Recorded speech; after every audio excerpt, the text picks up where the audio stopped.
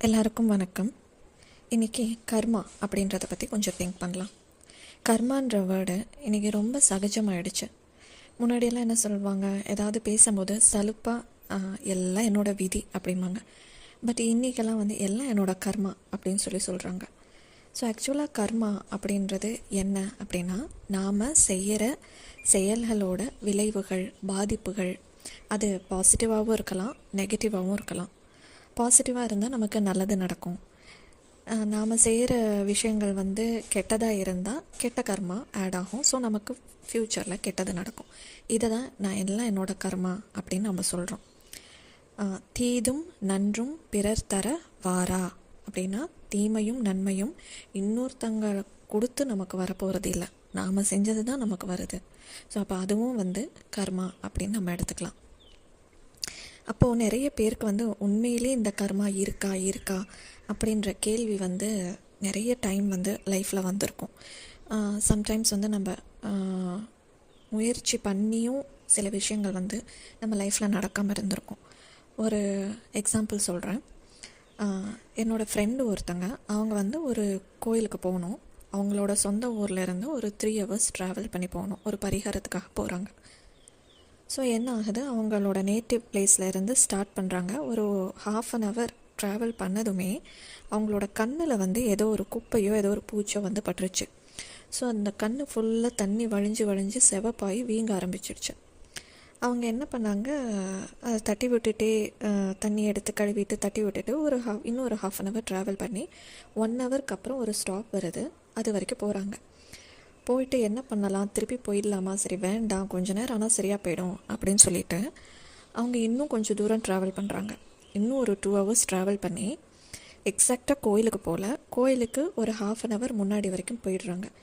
அப்புறம் அவங்களுக்கு ரொம்ப ஸ்வெல்லாகி ரொம்ப கண் வீங்கி போய் அங்கே போய் இறங்கி மெடிக்கலில் போய் ஒரு ட்ராப்ஸை வாங்கி விட்டுட்டு அவங்க நம்ம திருப்பி போயிடலாம், இந்த கண்ணோட நம்ம க்யூவில் நின்று சாமியை பார்த்து பரிகாரம்லாம் பண்ண முடியாது, நம்ம திரும்பி போயிடலாம், இன்னொரு நாள் வரலாம் அப்படின்னு சொல்லிட்டு அந்த ட்ராப்ஸை வாங்கி விட்டுட்டு அவங்க கர்ச்சீஃபை ஈரம் பண்ணி வச்சுட்டே அவங்க திருப்பி வந்துடுறாங்க. வீட்டுக்கு வரத்துக்குள்ளாரையே அவங்களுக்கு அந்த கண் வலி சரியாக போயிடுது. அவங்க என்கிட்ட சொல்லும்போது சொன்னாங்க, எனக்கு எதில் யாரோ ஒரு நபர் நின்றுட்டு தடுக்கிற மாதிரியே இருந்தது நான் போகிறது, அவ்வளோ ஸ்ட்ராங்கான ஒரு அப்போசிஷன் இருந்தது அப்படின்னு. ஸோ அவங்க போய் அந்த கோயிலுக்கு போக விடாமல் அந்த பரிகாரத்தை பண்ண விடாத அளவுக்கு அந்த இன்சிடெண்ட் ரொம்ப ஸ்ட்ராங்காக நடந்தது. அவங்க போக வேண்டாம்னு முடிவு பண்ண உடனேயே வீட்டுக்கு வரத்துக்குள்ளாரையே அவங்க வீடு வந்ததுக்கப்புறம் ரொம்ப நார்மல் ஆகிட்டாங்க. கொஞ்சம் ரெட்டிஷ்னஸ் மட்டும் இருந்தது, ஒரு 1 dayல சரியாயிடுச்சு. ஸோ இந்த மாதிரி இன்சிடெண்ட் நிறைய பேருக்கு நடந்திருக்கும். நிறைய விஷயங்கள் நீங்கள் க்ராஸ் பண்ணி வந்திருப்பீங்க. என்னோடய லைஃப்பில் நடந்த ஒரு இன்சிடெண்ட் சொல்கிறேன். என்னோடய பாட்டி ஆக்சுவலாக எங்கள் ஃபேமிலியில் ஏதோ ஒரு ப்ராப்ளம் வரப்போகுது அப்படின்றத ஒரு பூசாரி ப்ரெடிக்ட் பண்ணிட்டாங்க. அவங்க என்ன பண்ணுறாங்க, எங்களோட ஃபேமிலி மெம்பர்கிட்ட ஒரு பூசணிக்காயை கொடுத்து, இது எல்லா நெகட்டிவிட்டியையும் எடுத்துரும், ஃபேமிலியில் இருக்கிற எல்லா நெகட்டிவிட்டியும் எடுத்துரும், இதை போய் உங்களோட மெயின் வாசலில் மேலே கட்டி விட்டுருங்க அப்படின்னு சொல்கிறாங்க. இது ஒரு மாதம் முன்னாடி நடக்குது. நான் அப்போ ஒரு 9-10 years இருக்கும் எனக்கு, ரொம்ப சின்ன பொண்ணு நான். அப்போ அந்த மெயின் வாசலில் அந்த பூசணிக்காய் தொங்குறது எனக்கு இந்த இன்சிடென்ட்ஸ் மட்டும்தான் ஞாபகம் இருக்குது. பட் லேட்டர் ஆன் லைஃப்பில் இதெல்லாம் நடந்ததில்லை அப்படின்னு நான் ரீகால் பண்ணும்போது எனக்கு சில விஷயங்கள் புரிஞ்சுது. ஸோ எங்களோட ஃபேமிலி மெம்பர் அந்த பூசணிக்காவை கட்டி விட்டுறாங்க. கட்டிவிட்டு அது கரெக்டாக 1 வாரம் முன்னாடி, எங்கள் பாட்டி இறக்கிறதுக்கு 1 வாரம் முன்னாடி இருந்து அதிலிருந்து ஒவ்வொரு சொட்டாக தண்ணி விழுந்துகிட்டே இருந்தது. நான் சின்ன பொண்ணு இல்லையா, ஸோ அந்த வாசல்கிட்ட போய் நின்றுட்டுருப்பேன். என்னோடய நெத்தியில் தலையில் அப்படி அந்த சொட்டு விழுந்துச்சுன்னா அதை தொட்டு பார்த்தா பயங்கர ஸ்மெல் அடிக்கும் அந்த தண்ணி வரது. அப்போ நான் எங்கள் மாமா கிட்ட, எங்கள் பாட்டிக்கிட்ட எல்லாருக்கிட்டையும் போய் சொல்லுவேன், இது ரொம்ப ஒரு மாதிரி ஸ்மெல் அடிக்குது, இதை கழட்டிடலாம் அப்படின்னு. ஆக்சுவலாக அந்த பூசாரி என்ன சொல்ல, அதுவாகவே விழணும், நீங்கள் கழட்டாதீங்க அப்படின்னு சொல்லியிருக்கிறாங்க. ஸோ அப்போ நான் அதெல்லாம் லேட்டராக தான் எனக்கு தெரியும், அதை கழட்டலை. கரெக்டாக வீட்டில் பயங்கர பிரச்சனை ஸ்டார்ட் ஆகி எங்கள் பாட்டி இறக்குறாங்க.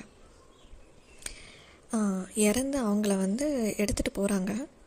எடுத்துகிட்டு போய் அந்த கார்னர், அந்த ரோடோட கார்னர் தாண்டுறாங்க. இந்த பூசணிக்காய் வந்து கீழே விழுந்து அதுவாக உடஞ்சி பயங்கர ஸ்மெல்லு. அப்போ நான் சின்ன பொண்ணில் வீட்டில் தானே இருப்பேன், என்னை கூட கூட்டிகிட்டு போக மாட்டாங்கள்ல. அப்போ நான் அதை வந்து பார்க்குறேன்.